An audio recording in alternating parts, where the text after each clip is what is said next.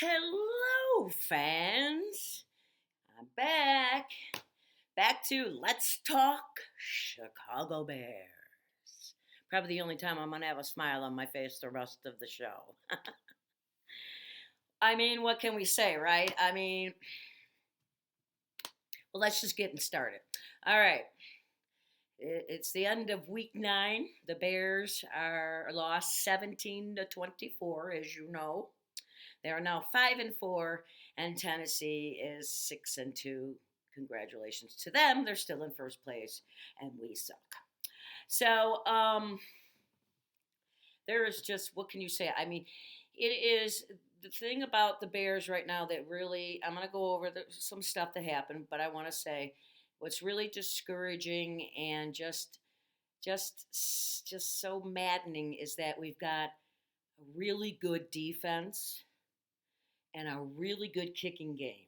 Finally, the kicking game. I mean, we all remember 2 years ago, the kicking game had something to do with the fact that we couldn't go to the next round in the playoffs because we had such a bad kicking game. And now we've got the kicking game.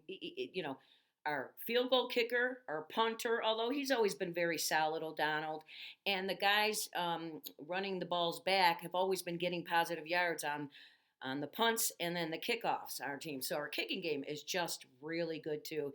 And our defense is doing a good job. Let's face it. If we had, just think about it. Okay, so we got a great defense and a pretty good darn kicking team. If we had even a 50-50 good offense, kind of just good, we would be probably 6-2, if not 7-1. I don't know. It's just the offense is just, and it is just not all the offensive line's fault. So let's move on. So we'll get into that. So I just wanted to start out with some good stuff because I figured if I started out with all the bad, you turn off the show and because you'd be like tired of hearing it and you wouldn't hear the good. So the good obviously is our defense. Yes, they gave up 24 points, but they were on the field an awful lot. The Bears had five 3-and-outs where they went in 3 out. Defense had to go right back out, and it was 80 degrees in Tennessee yesterday. And usually on the field it makes it like 10 degrees hotter. So it was probably 90 degrees down there. So pretty hot too. But they still played a solid game because we had 3 sacks, one by Smith, 58, Nichols, 98 had one, and Edwards had 197. These are their numbers. And we have to date we have a total of 20 sacks per our team, so that's good. And they were getting to them. The thing is the Bears, and I talked about this on Friday show, is when the Bears have opportunities to get turnovers, they've got to complete them. And they did it again yesterday. In the first drive of the game, the Tennessee Titans, Fuller, number 23, had the ball right here. I mean, I could have caught that ball. He dropped it. I mean, it reminded me of when we played 2 years ago, the Green Bay game, and we were winning 24-0, and then they came back and won the game. And at the second of the last play, Fuller had an interception and dropped it. Game would have been over. We would have won, but it didn't happen. So so that just sucked. And then he had a chance, but he didn't. But then the Titans did not do anything because then they did a 3-and-out. So that was good. But when you got the opportunities, you got to take them. JJ, number 33, who I honored last week, our cornerback, he had some really good pass deflections yesterday in the third quarter. I mean, just freaking awesome. He is really going to be somebody in the future, because this is his first year. So we've got such potential. The only thing is it's really kind of irritating me is I think Robert Quinn was a bust. I'm sorry that we signed him. And we probably signed him for a lot of money. So in my opinion, because you never hear his name, I don't think my son and I were talking about it. My son said he thinks it's because he didn't play in the kind of scheme that we play. Well, then we shouldn't have signed him. So what I say is cut him at the end of the year. Try to save that money. Go out and get some offensive linemen. I've just thrown that out there. So the Bears defense did not get any turnovers because if you remember last week, I said on Friday for the Bears to win, they would have to get 2 turnovers and keep their penalties 5 or less. We're going to talk about the penalties because they actually did keep them to 5. And the other good thing was the fake punt from our kicking team. That was freaking awesome, wasn't it? I mean, it really was. I mean, that guy, they had no idea it was coming. And then he runs, 38 yards? And it was just awesome. So now we're in the middle of the field. You're thinking, all right. And the Bears do a 3 and out. So they had 5 3 and outs yesterday, which is just horrible. You can't do that. You get your kicking team that gives you a first down and then some, and you get 0 points. If you do a fake like that, you better damn well get at least 3 points. Period. Okay? That's what I'm saying about that. So yeah, on Friday's show I did say that. Oh, the one thing is funny though about the I wanted to say about the fake punt is many years ago, John Madden, and everybody knows him from the Madden video game, but he was a very good announcer and a coach for a long time with Oakland Raiders. And he said, I remember him saying once that bad teams have to do trick plays because they're so bad. And he goes, and when you see them doing gimmick and trick plays, that tells you they're just not good enough to win with just regular playing football. So, it kind of stands out. The Bears had to do a fake punt, and it still didn't work out. I would have loved to know what John Madden thought about that one. So I told you what I said on Friday's show. Okay. So in the second half, so now we talked about the few positives, defense, kicking, this and that. The penalties. Now, the Bears did hold themselves to 5 penalties in that game. But the 5 penalties were extremely costly. Extremely. At one point, it was a critical time yesterday. There was 2 minutes left in the first half. The Bears had the ball, and they ended up going backwards 25 yards with back-to-back penalties. Stopped the drive. The half ended 0-10. 0 Bears, 10 Tennessee.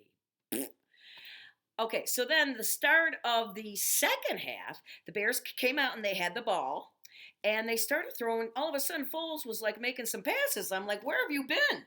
And he's going down the field, and then boom, we're at 4th and 1. And there we go again. Penalties, we go back. So they were going down the field, and we were at 4th and 1. We were going for it, and we had back-to-back penalties, which caused another punt and no scoring.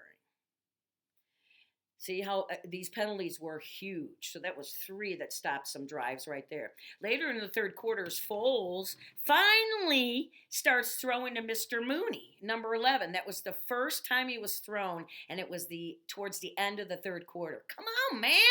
Foles, get the ball to Mr. Mooney because that kid can catch. So they're starting to move again. Then Foles gets sacked again to bring the Bears to 3rd and 16. So I'm like, oh, great, 3rd and 16. Here we go. Another punt. Well, Foles throws a really good pass to Riley Ridley, number 88, another youngster. We get a first down. I'm like, yeah, finally. Woo-hoo, woo-hoo. The next play, the pocket starts to collapse around Foles, and instead of throwing it away the right way, he throws the ball, and there was nobody around. He gets an intentional grounding penalty. I cannot talk. And now we're at 2nd and 21. Then it was just funny. So then Tennessee gets a penalty. Now we're second and 16. And I'm like, okay, here we go. Now we didn't do we got 3 yards out of that then. Now we're third and 13. They go to David Montgomery. They give him the ball. He starts running the ball. He fumbles the ball, and the Titans pick it up and run it in for a touchdown. That's what I think about that. And do you know the Bears were only in the red zone for the first time at that end of the third quarter? They hadn't made the end zone until the end of the third quarter. Unbelievable, isn't it? I mean, how sad is that? You know? Okay. So now the Bears in another series have another 3-1 and can't get the first down. Nagy on 3-1 and 4-1 yesterday called the stupidest plays again. Again, you can't get when you have 4th and 1 and your running back is behind the quarterback and you hand it off to him, so he's got to run 5 yards just to get one. So stupid. The same, he did that time after time. Fucking just let Foles push. But Foles is such a pussy, he can't even push the line to get this much for a first down. I was just pissed. Anyways, then okay, so then we're marching down again, and we needed 1 yard, and David Montgomery did get us a 1 yard. It was 4th and 1, and he got us the 1 yard. So then we had a first down. We were down on the 3rd-yard line, and all we could get was 3 points. I was like, come on. Now, had they had gotten a touchdown at that point, it would have been 7-17. Now, yeah, we were down 10 points, but you just don't know at that time how it could change the dynamic of the game. So now it's 3-17. The Bears did finally score 2 more touchdowns after to make the final score 17-24, but it was too late. And it didn't matter. It only helps the individual who gets the touchdown, like Jimmy Graham and Noel, their stats. And it helps Foles with his frickin' stats. But it does no good for the Bears. Okay, so remember I had said that the Bears had to get 2 turnovers defensive-wise? Well, the wrong team got the 2 turnovers and won the game, didn't they? Yeah. They had 6 penalties, Tennessee. They didn't stick to the 5, but they had 6 penalties, but 2 turnovers, and won the game 24-17. David Montgomery had a fumble, and then Miller, after he made a really good catch with 3.5 minutes left in the game, got the ball knocked out, ended the drive, and there we go. Defense back on the field. Again, 80-degree day. They had to be gassed at that point. I can't even imagine the defense.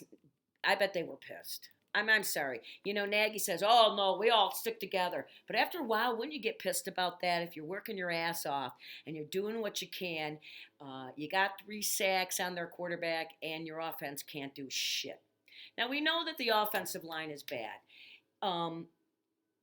But to their credit is this last week they were just decimated with COVID-19 and injuries. So there was guys in there that probably had no reason to be in there. There was guys in there that would probably never see the NFL. They'd be on a practice squad their whole lives if it wasn't for COVID and the injuries. So part of it's not their fault, but people just need to step up. So if the offensive line is that bad, we need Foles to become smarter with the balls. He looks like he doesn't know what he's doing. His decision making is terrible. And he just can't throw the ball away. He can't run to save his life. I could beat him in a race. And believe me, I'm old and out of shape, but I could beat him. And that is pretty sad. I'm just saying. But you also can blame Nagy for some of those 3rd-and-1 and 4th-and-1 calls were just terrible. We should have gotten first downs. Come on. I watch a lot of football. And I got to tell you, I watch a lot of football. And I see a lot of 4th-and-1s around the league. And the teams get them. The only teams that don't get 4th and 1 are the Bears. Oh man, what are you gonna do? But this is funny.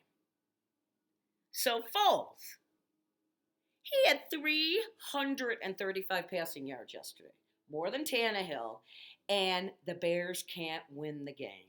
That is bullshit. I'm telling you right now, if Mitchell was healthy, Nagy would have to put him in. And if Nagy wouldn't put him in, I don't know what would happen, but it's time for Mitchell. And everybody knows it. One of the announcers I heard on the NFL pregame show yesterday, it was Terry Bradshaw, or I can't remember who it was, but he pointed out, okay, so when we that fit in that Atlanta game, when Mitchell threw that pick, and then that was it, he got pulled, and Foles came in and won the game. A couple games ago, Foles did pretty much exactly the same pick type of play that Mitchell did, and Terry Bradshaw, or it was Howie, I'm not sure which one, but said on the show yesterday, then Foles should have been replaced when he did exactly the same thing as Mitchell, and Mitchell should have gone back in because fair play is fair play. And I'm telling you, if Mitchell were in, he's not the best at reading defenses, but he couldn't be any worse than Foles when it comes to that.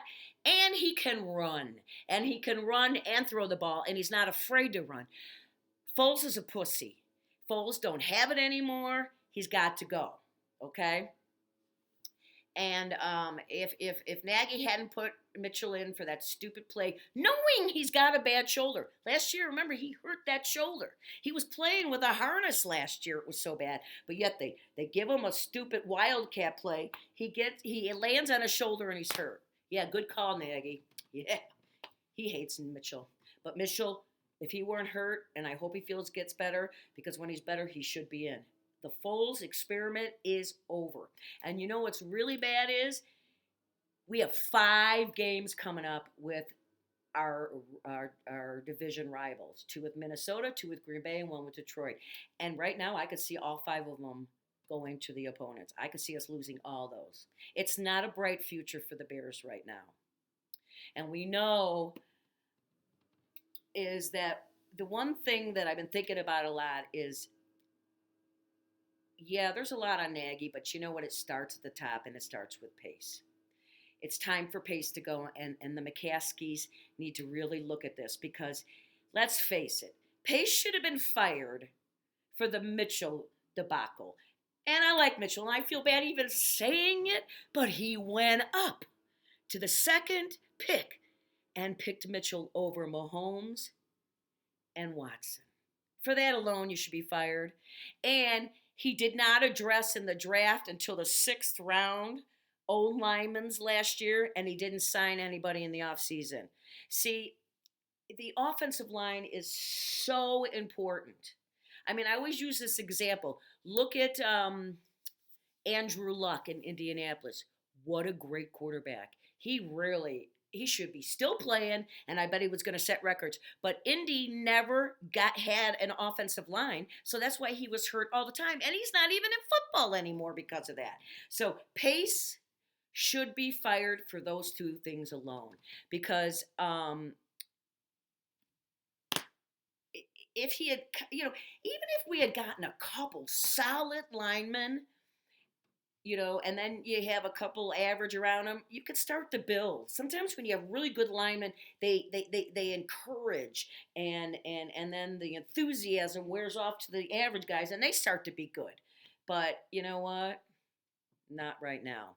So I don't see anything good happening the rest of the year for the Bears. I really don't. So the fact that, I think, in my opinion, number one, they should be throwing to Mr. Mooney way more. I want to see Clement get more balls. He's not getting them. He had 1 yesterday. And not much you can say about the defense. They're good. Robert Quinn was a bust, but there's nothing we can do about that. So I don't know. This is going to be interesting. My son said he heard some radio in Chicago, and everyone's calling for Nagy to get fired. There's no point in firing him now. The thing about Nagy is he wants to be, and I've been saying it all year, this isn't new, that he wants to be some exotic play caller. He wants to be the new guru of, play callers, and he's not. He's just not. Now, maybe if he went to another team and the plays were to the ability of that team he's calling would win. But again, I've told you in the past, if you listen to my shows, the plays that he calls are not the strength of the players out there. And and they started out um, a couple times where they were throwing the ball fast. Foles was getting rid of it, and they were getting some rhythm, and then they would fuck up and do something stupid, and then they go backwards. So there's just no consistency either. But I just don't believe Nagy can call a game. I don't, and I don't see him relenting that unless he's told to. So you know, my son said he heard somebody said we need to do a complete rebuild. No, we do not. You don't have to touch the defense and you don't have to touch the kicking game. It's the offensive line, and we do need another running back. I see. I never liked that we gave away Jordan Howard. Never liked it. Um, I know that they had Tariq. He got hurt. Now, if he's in, things could be a little bit different. Not a lot, but a little bit different. Um, Montgomery still has that problem where he's not he can't change his mind quick enough to go when he sees the line backed up. So, or when the line's crunched up, he can't run up the middle. He's got to go to the right or left, and he's just not good enough to do that yet. So, offensive line and a running back. We need some other things, but those are the two biggest things right now. Oh, what am I thinking? And a quarterback, Lynn. Ooh. I was watching a bunch of games, and I was watching the Miami game. Tua, that young quarterback, man, he's the real deal. Why can't we get that? That's what I want for Christmas is a quarterback. Please, Santa. Oh, please.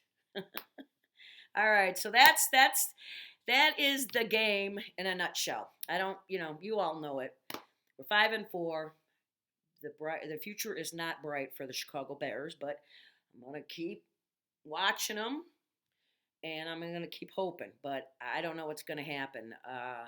It's a shame because we have 2 out of the 3 components to win and to go to the playoffs, but the most important one, offense, we don't got, and it's a shame because we've got some couple good and young, and I'm not talking Jimmy Graham, tight ends coming up. We've got some receivers, that's for sure. So we've got potential. We just don't have the running back, offensive line, or quarterback, and those 3 are pretty darn big.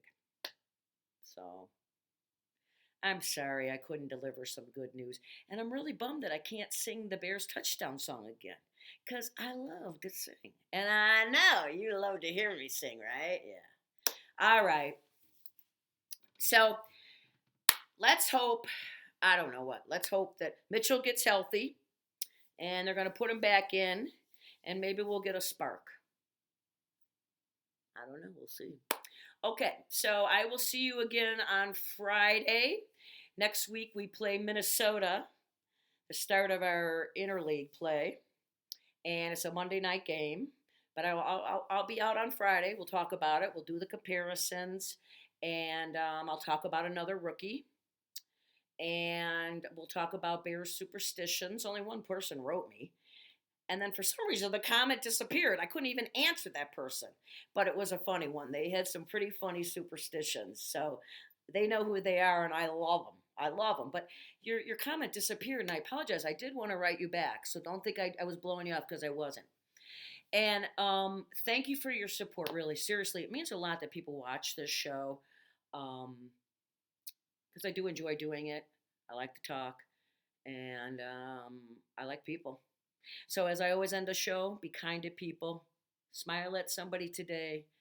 I know it's hard when the Bears suck to smile at all, but gray skies are gonna clear up. Put on a happy face. I knew I'd get a song in there. All right, babies. Thank you for watching. Let's talk Chicago Bears. Keep on rocking and rolling from Vegas, baby, and I'll see you on Friday. Bye bye.